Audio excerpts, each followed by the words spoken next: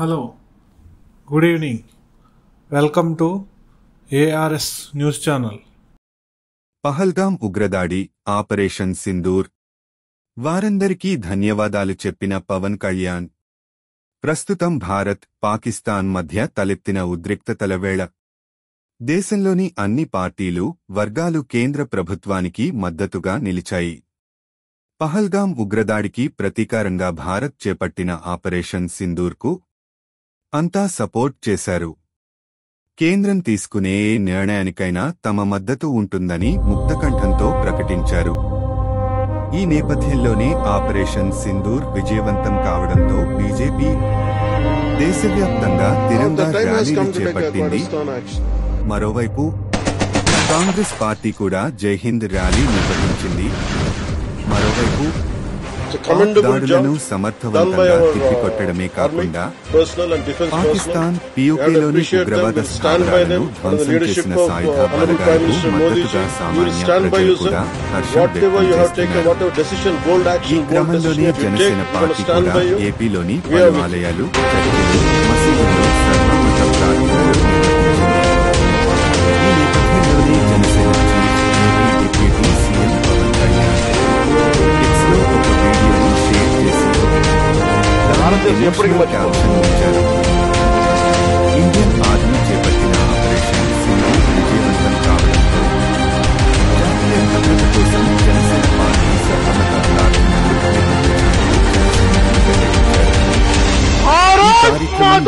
సైనిక బలగాలకు ఆధ్యాత్మిక సంఘీభావం తెలిపిందని పవన్ కళ్యాణ్ వివరించారు.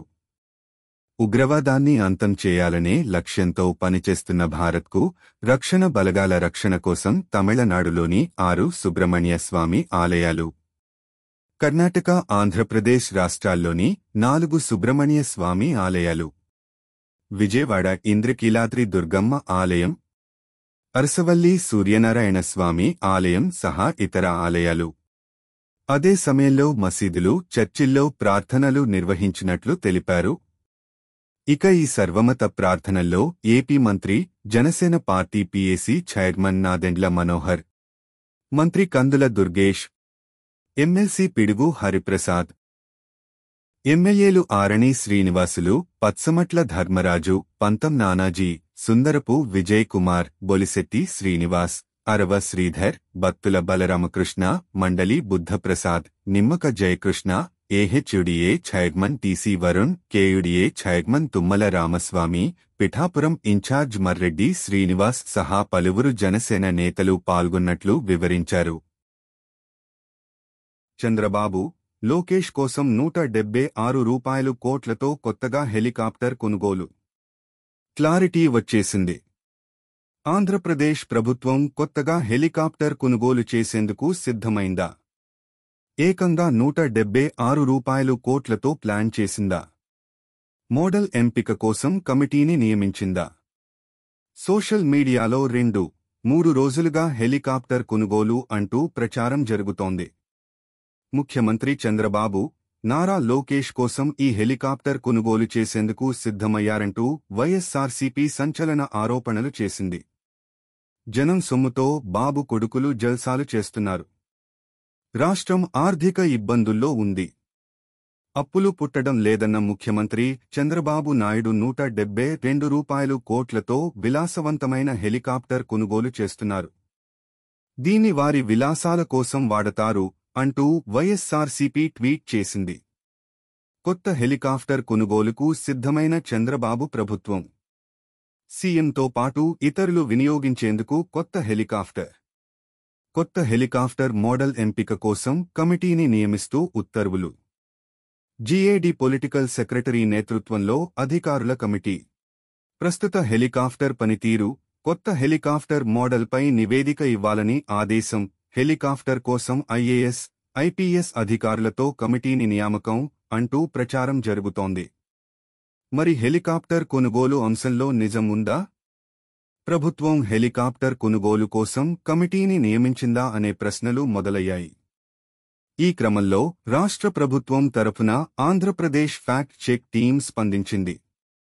172 కోట్ల రూపాయలు ప్రజాధనంతో సీఎం చంద్రబాబు నాయుడు గారు మంత్రి లోకేష్ గార్ల కోసం విలాసవంతమైన హెలికాప్టర్ను ప్రభుత్వం కొంటున్నట్టు కొందరు చేస్తున్న ప్రచారాన్ని ఎవరూ నమ్మకండి. అదంతా అబద్ధం. కొందరు పనిగట్టుకుని ప్రభుత్వంపై చేస్తున్న ఫేక్ ప్రచారం అంటూ ట్వీట్ చేసింది. ఈ తప్పుడు ప్రచారాన్ని ఎవరూ నమ్మొద్దని కోరారు. AP fact check team social మీడియాలో యాక్టివ్గా ఉంది. ప్రభుత్వంపై జరిగే తప్పుడు ప్రచారంపై ప్రజల్ని ఎప్పటికప్పుడు అప్రమత్తం చేస్తూ ప్రజలకు క్లారిటీ ఇచ్చే పనిలో ఉంది. సంజీవ్ గోయన్కా తిరుమల్ డొనేషన్. తిరుమల శ్రీవారికి ఎల్ఎస్జీ యజమాని భారీ విరాళం. IPL LSG owner Sanjiv Goenka donates gold ornaments at Tirumala శ్రీవారికి లక్నో సూపర్ జెయింట్స్ యజమాని సంజీవ్ గోయన్కా భారీ విరాళం అందజేశారు. శ్రీవారికి 5 కేజీల బంగారంతో కటిహస్తం, వరద హస్తాలు సమర్పించారు. స్వామివారికి సమర్పించిన ఈ బంగారు ఆభరణాల విలువ సుమారు రూ.5 కోట్లు ఉంటుందని అంచనా వేస్తున్నారు. కుటుంబసమేతంగా VIP బ్రేక్ దర్శన సమయంలో స్వామివారిని దర్శించుకున్న Goenka TTD additional EO Venkaiah చౌదరికి ఆభరణాల అందజేశారు.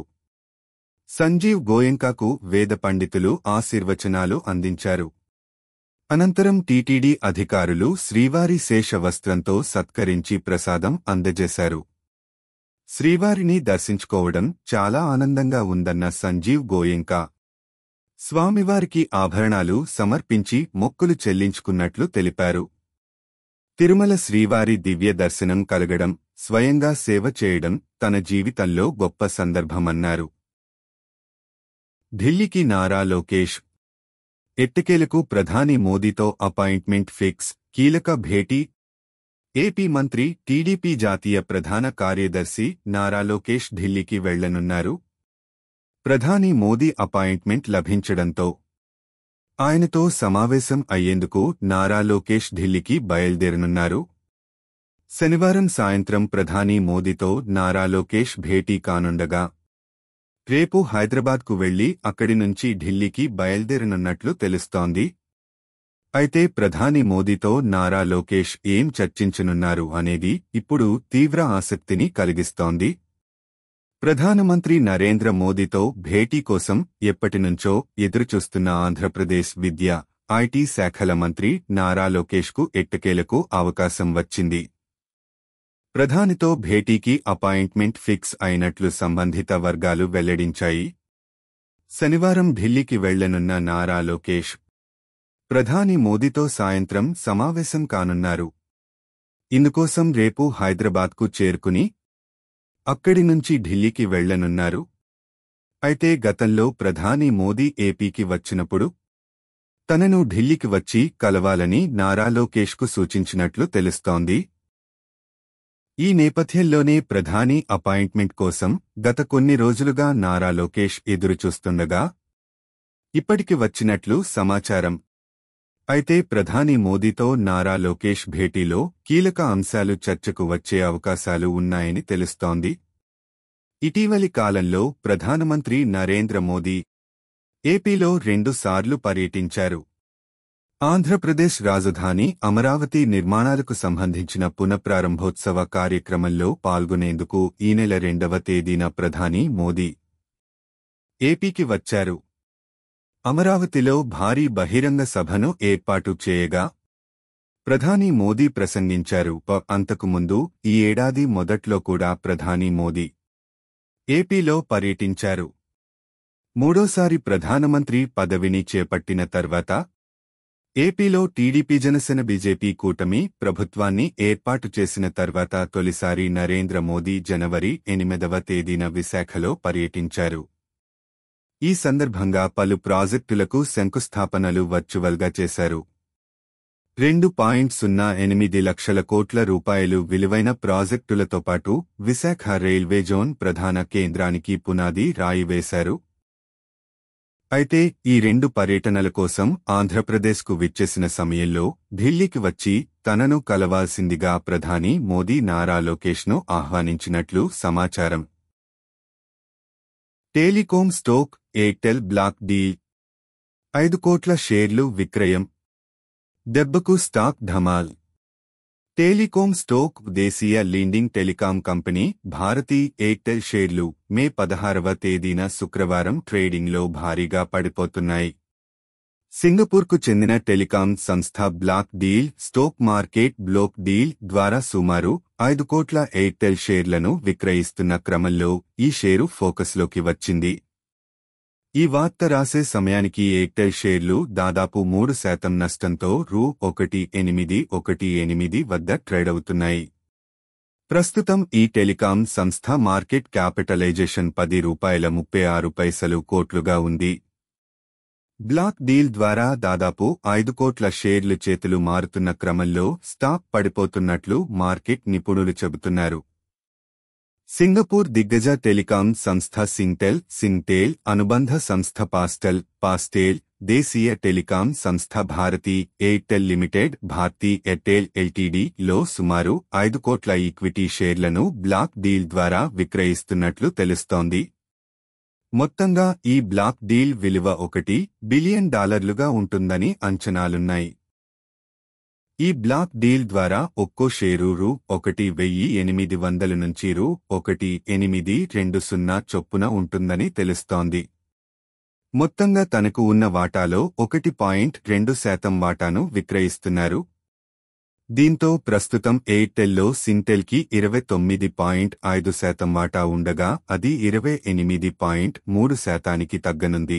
గత ఆర్థిక సంవత్సరం 2024-25 మార్చితో ముగిసిన త్రైమాసికంలో భారతీ ఎయిర్టెల్ అదరగొట్టింది. కంపెనీ ఏకీకృత నికర లాభం 5 రెట్లు పెరిగి రూపాయలు 11,022 కోట్లుగా నమోదు చేసింది. రీఛార్జీ రేట్లు పెంచడం, వన్ టైం ట్యాక్స్ బెనిఫిట్స్ పొందడం వంటివి కంపెనీ లాభం పెరిగేందుకు కారణమైనట్లు తెలిపింది.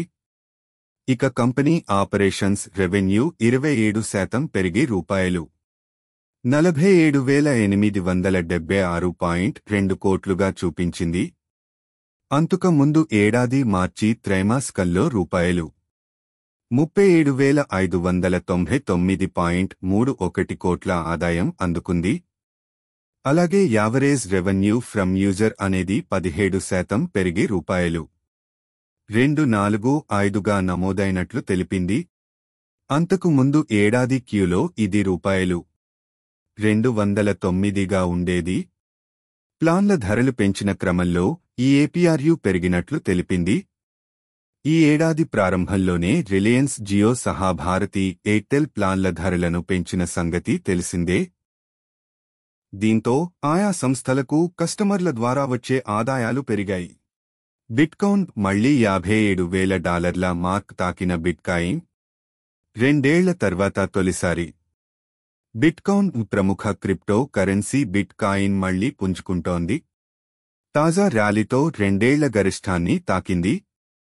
2021 తర్వాత తొలిసారి $57,000 స్థాయిని తాకింది. ఆ తర్వాత కాస్త తగ్గి ప్రస్తుతం 56,000 ఎగువన ట్రేడింగ్ అవుతోంది. మరో క్రిప్టో కరెన్సీ ఎథీరియం సైతం 3,200 మార్క్ ఎగువన కొనసాగుతోంది. 2022 తర్వాత ఈ క్రిప్టోకు ఇదే గరిష్ట కావడం గమనార్హం. అయితే క్రిప్టో కరెన్సీలు, ముఖ్యంగా బిట్ కాయిన్ ఇంతలా పెరిగేందుకు గల కారణాలేంటి? ఓసారి పరిశీలిద్దాం. అమెరికాకు చెందిన ప్రముఖ క్రిప్టో ఇన్వెస్టర్, సాఫ్ట్వేర్ సంస్థ మైక్రో స్ట్రాటజీ ఇటీవల $155 మిలియన్ వెచ్చించి 3,000 బిట్ కాయిన్లను కొనుగోలు చేసినట్లు ప్రకటించింది. దీనికి తోడు bit coin exchange traded funds కు అమెరికా ఆమోదం తెలపడం కూడా క్రిప్టో కరెన్సీలు రాణించేందుకు మరో కారణంగా మార్కెట్ వర్గాలు చెబుతున్నాయి. ఈ కారణంతోనే బిట్ కాయిన్లో చాలా రోజుల తర్వాత మళ్లీ కొనుగోళ్లు వెల్లువెత్తున్నట్లు పేర్కొంటున్నాయి. 2021లో క్రిప్టో కరెన్సీలుగా పరుగులు పెట్టాయి. ఆ ఏడాది జీవనకాల గరిష్టాలను అందుకున్నాయి. బిట్ కాయిన్ ఓ దశలో $60,000 మార్క్ కూడా దాటడం గమనార్హం. ప్రపంచవ్యాప్తంగా వీటిలో పెట్టుబడులు పెట్టేవారు భారీగా పెరిగారు. వేల కోట్ల పెట్టుబడులు వచ్చాయి. అయితే ఆ తర్వాత వివిధ కారణాల వల్ల క్రిప్టో కరెన్సీల విలువలు భారీగా పడిపోయాయి. ఒక దశలో భారీగా కుప్పకూలాయని చెప్పవచ్చు. దీంతో చాలామంది కోట్లాది రూపాయలు నష్టపోయారు. చాలా రోజుల పాటు క్రిప్టో కరెన్సీలు కనిష్ట స్థాయిల్లో కొనసాగాయి. ముఖ్యంగా బిట్ కాయిన్ $20,000 స్థాయిలోనే ట్రేడింగ్ జరిపింది. అయితే ఇప్పుడు 2 ఏళ్ల తర్వాత మళ్లీ బిట్ కాయిన్ పుంజుకోవడం గమనార్హం. అమెరికా కేంద్ర బ్యాంక్ ఫెడరల్ రిజర్వ్ ఇన్నాళ్లు వడ్డీ రేట్లను పెంచుతూ వచ్చిన సంగతి తెలిసిందే. ఇటీవలే వడ్డీ రేట్లలో కోత పెట్టింది. ముందు సైతం వడ్డీ రేట్లలో మరింత కోత పెట్టేందుకు అవకాశం ఉన్నట్లు సంకేతాలు ఇచ్చింది. దీని కారణంగా మదుపరులు క్రిప్టో కరెన్సీల వైపు తమ పెట్టుబడులను మళ్లిస్తున్నారు. దీంతో క్రిప్టో కరెన్సీలకు డిమాండ్ పెరుగుతోందని మార్కెట్ నిపుణులు చెబుతున్నారు.